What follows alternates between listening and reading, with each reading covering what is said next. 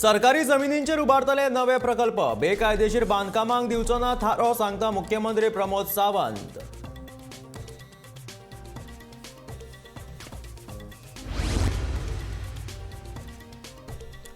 शिवसेनेचो अधिकृत गट म्हणून दिवची पडटली आमकां मान्यताय, नोटीशीक दितले आव्हान सांगता बंडखोर आमदार दीपक केसरकार।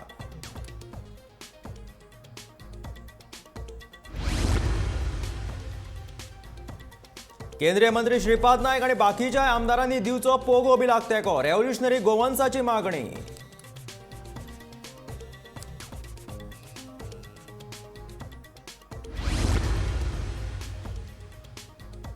घुवळी वखदांपासून रावात पयस, वास्कोचो आमदार दाजी साळकारान केले आवाहन।